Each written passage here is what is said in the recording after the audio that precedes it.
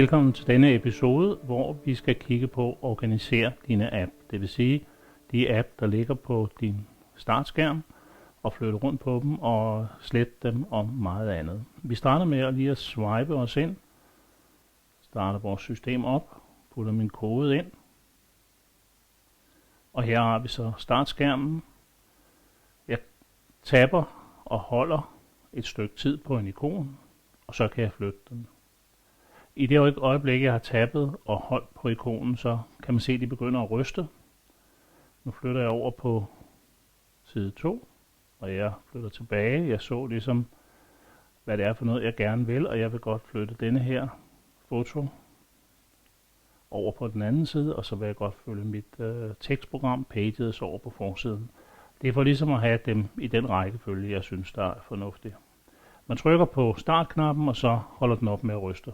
Jeg kommer til at starte en applikation op, trykker på startknappen igen, og nu viser jeg, at hvis man tapper og holder et stykke tid, så ryster de. Jeg har vist det en gang før, men når der kommer et lille X, så betyder det, at man kan slette applikationen.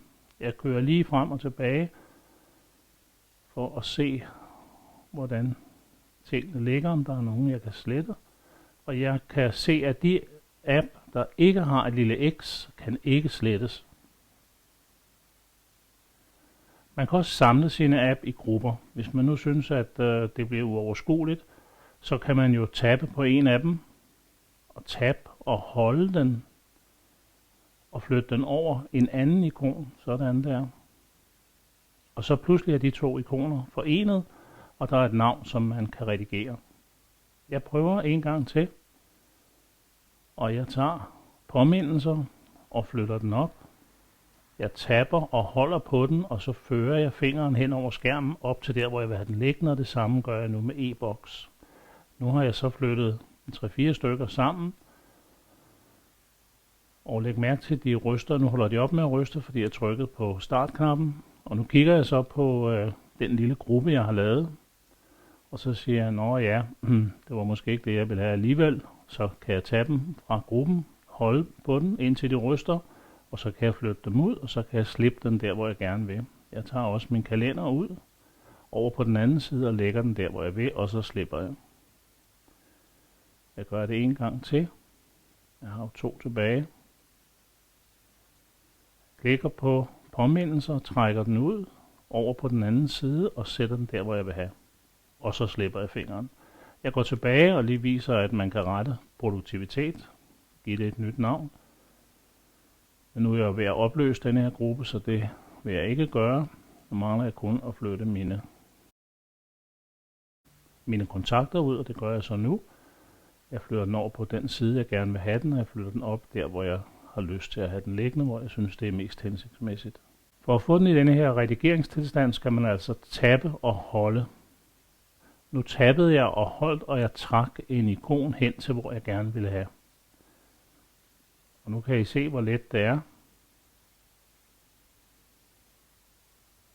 Jeg holder på Pages, holder fingeren nede, og så flytter jeg den, og så slipper jeg den der, hvor jeg vil have den til at ligge. Og nu tager jeg Danmarks Radio, holder den, og fingeren nede på den, og trækker den derhen, hvor jeg vil have, og slipper den. Og nu flytter jeg påmindelser.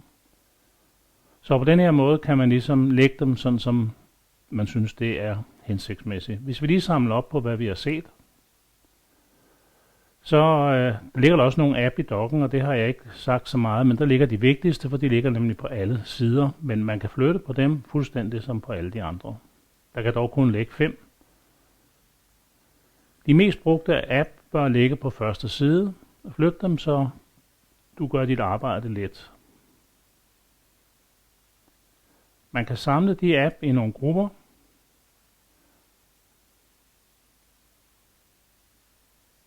Og man kan installere og slette app. I hvert fald kan man slette dem ved at holde fingeren ned på dem, indtil de ryster. Og hvis der er et lille X, så kan man trykke på X'et, men husk, at både appen og data forsvinder.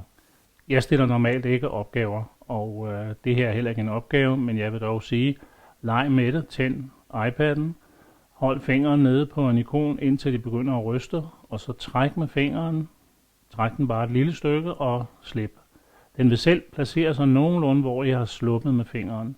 Det næste man kan gøre, det er, at man kan igen hvis de stadigvæk ryster, tab og hold på en app.